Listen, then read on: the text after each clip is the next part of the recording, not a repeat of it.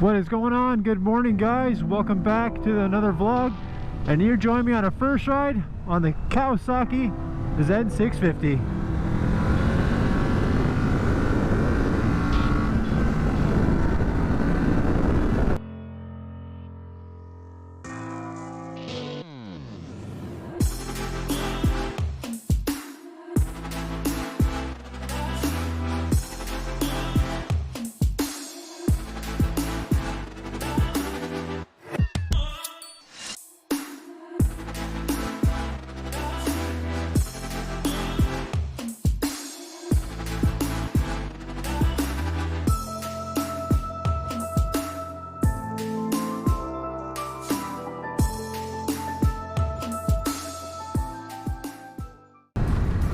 Once again, guys, thanks for tuning back into the channel. Today we're doing a first ride on the brand new 2021 Kawasaki z650.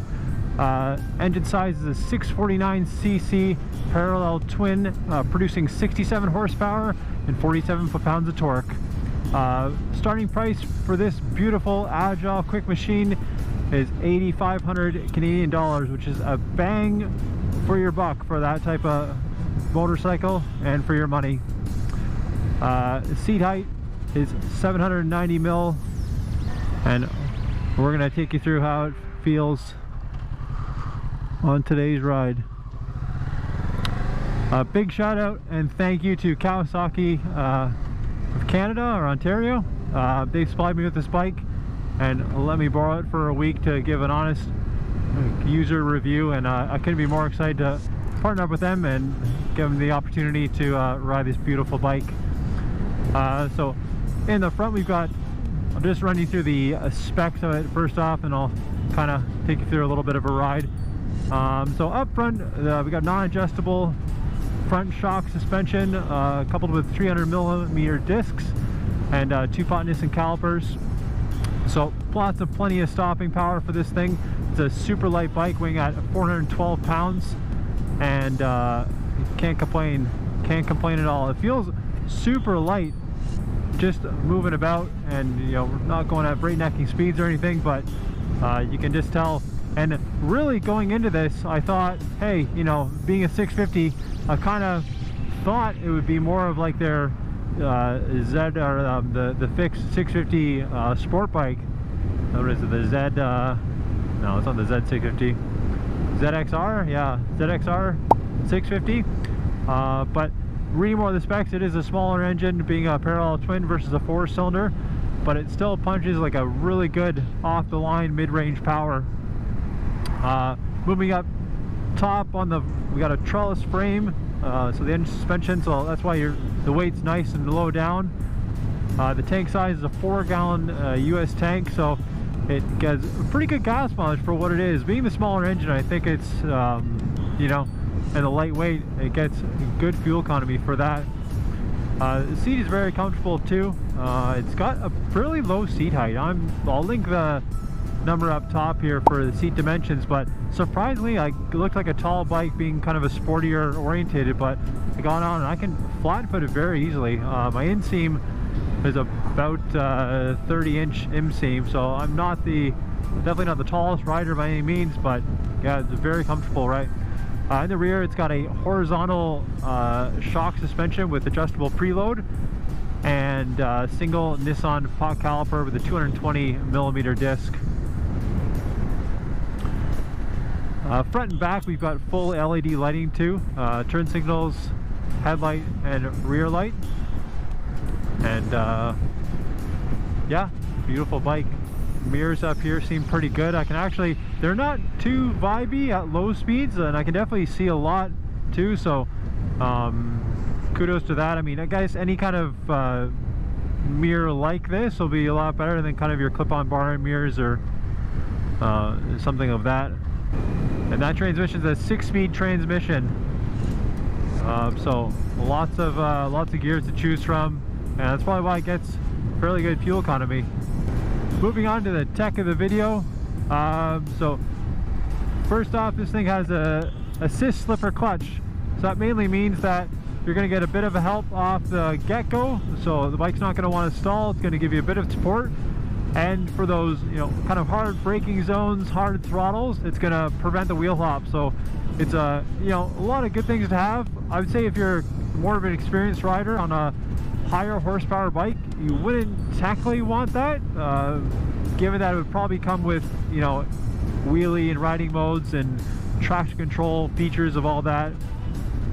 So kind of on a beginner standpoint, or, you know, medium. Okay, we can just go in the middle of the road, eh? Okay. Goddamn cyclists. Nothing against cycling, just their actions speak louder than words. Let's just say that. That's a good theme for it. Where was I? Yes, so slipper assist clutch. Good all around for the bike itself. I forgot to mention this bike does have well, the ABS model, so you get a bit of extra stopping grunt as well. Haven't had it kick in yet, but we'll get into some twisties and see if we can, well, hopefully not, but we'll see if it kicks on or not, if it's more intrusive to you at all.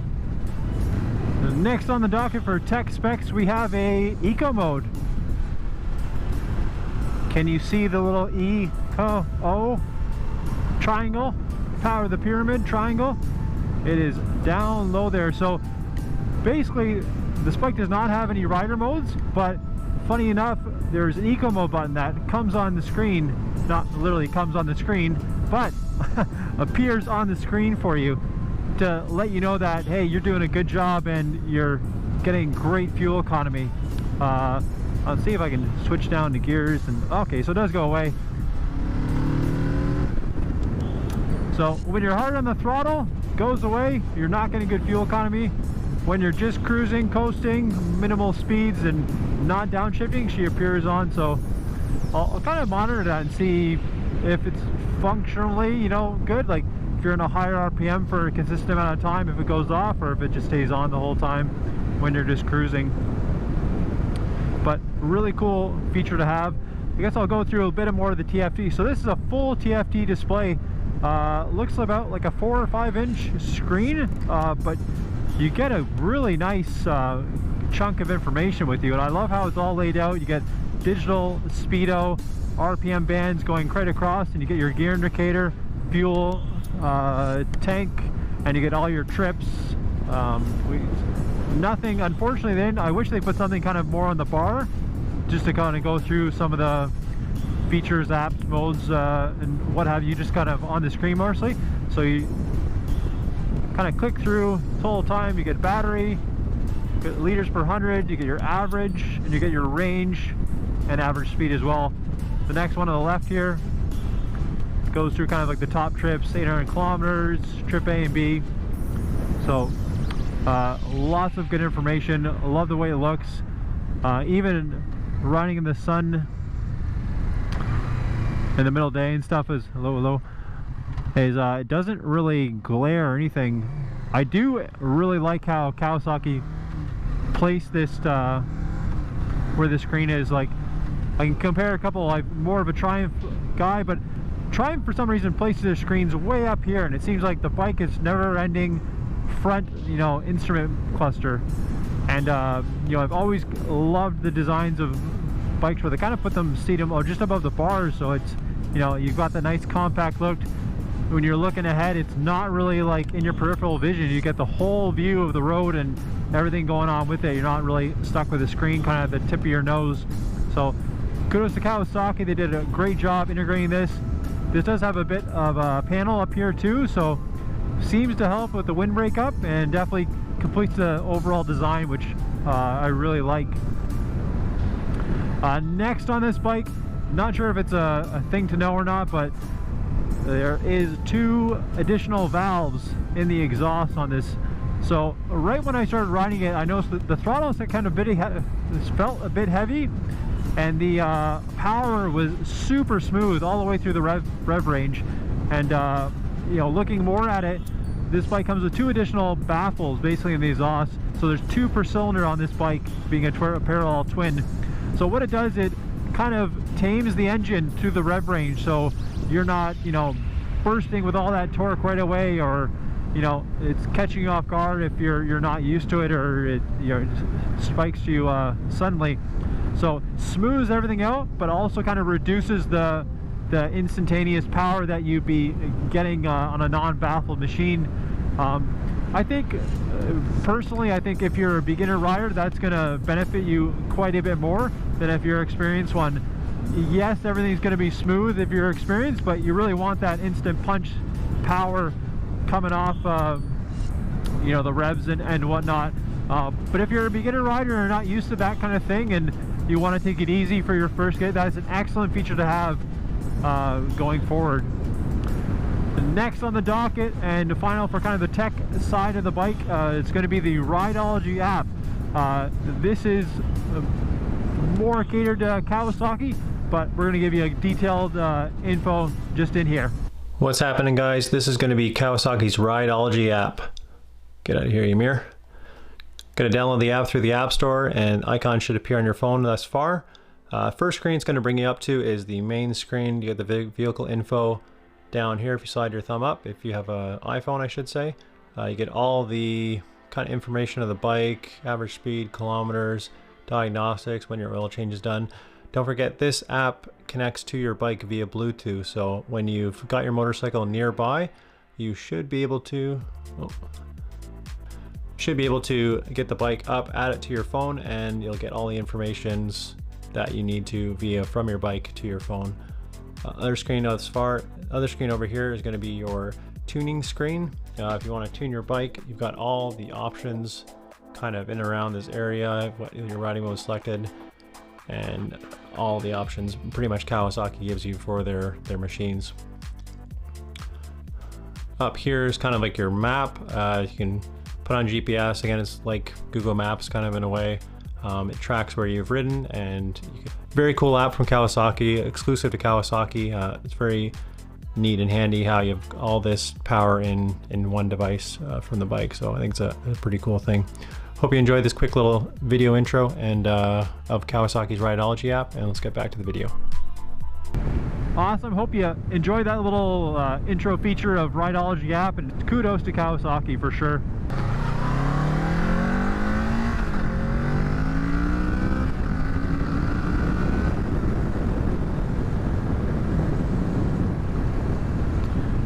And this bike is very smooth. So this bike being a naked, you're going to get a bit of a wind blast. However, it's kind of got, you know, being that lower seat height, the tank is kind of a little bit above you, so you're kind of hunkered down, which is a nice position. My legs honestly don't feel too cramped.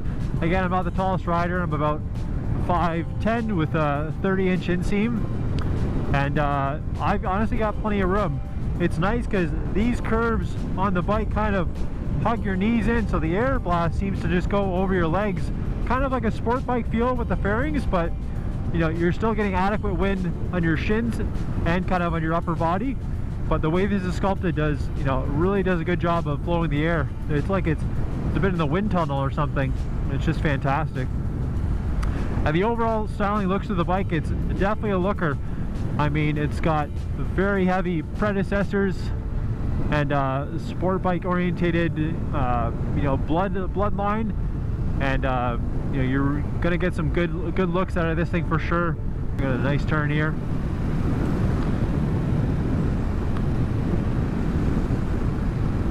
Oh yeah, the thing just, it handles fantastic. Honestly, we got 17-inch Sport Max tires on this thing. Plenty of grip for roads like these, on conditions like this. Okay, let's see if everything I've been talking about can put it down to the road. See how she feels. Got a couple twists and turns coming up, and really get the bike a good, give the bike a good thrashing, and see how she handles through the turns.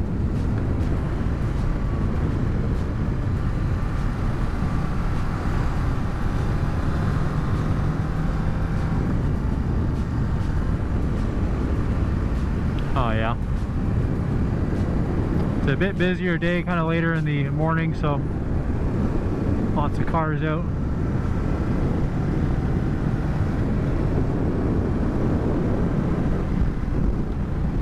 bike's got some really hard engine braking for a stock setup. It definitely surprises me. I barely have to use the brakes, kind of rolling up to the lights and traffic and everything. You really just put the decel on and don't turn. Thank you.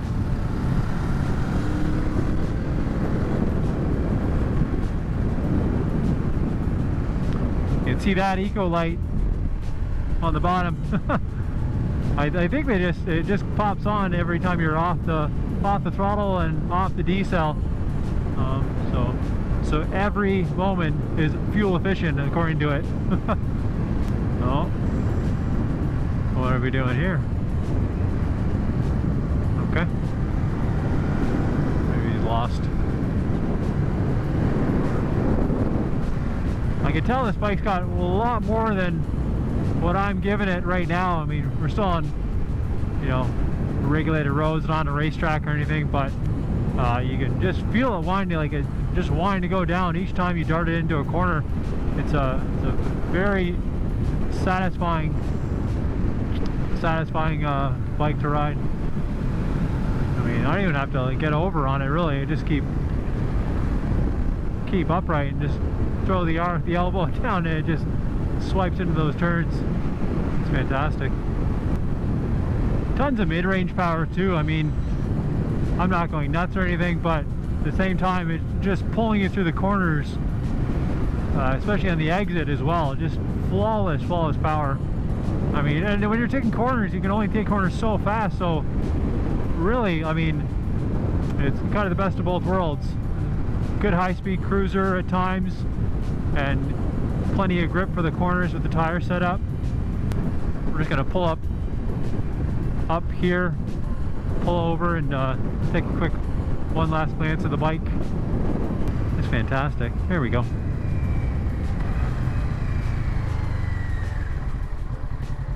There we are.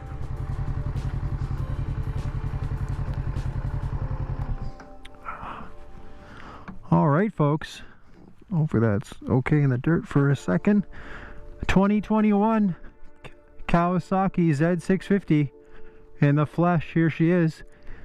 Again, the trellis frame looks fantastic. Everything's kind of sculpted and kind of like integrated with the framework. I mean, everything's accessible to your oil filters right there, and being naked, the trellis frame, you're gonna have no objections, no hassle at all. Just, you know, getting into the maintenance or anything on it. I mean, if you choose to. The dealership, again, they have their easier ways.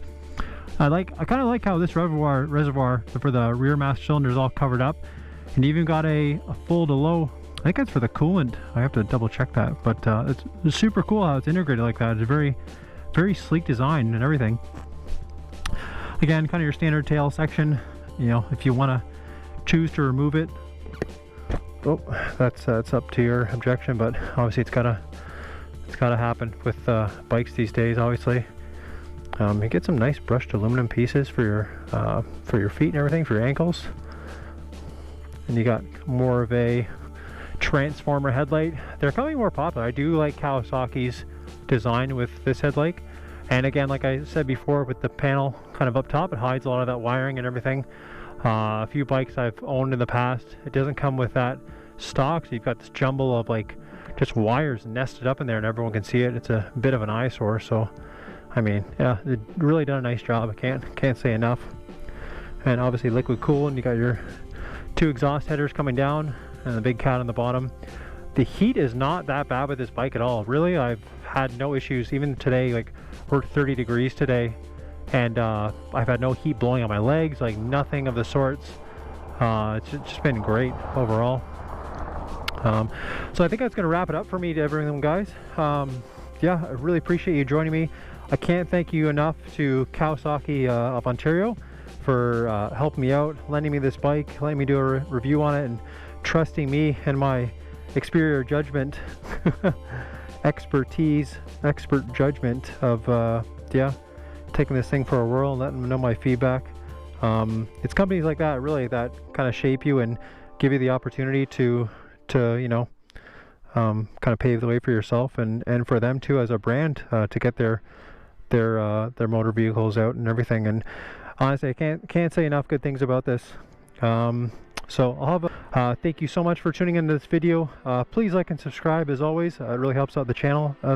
And hope you enjoyed some factual entertainment. This is Scotty RFD signing out, and hope you have a great day. Cheers.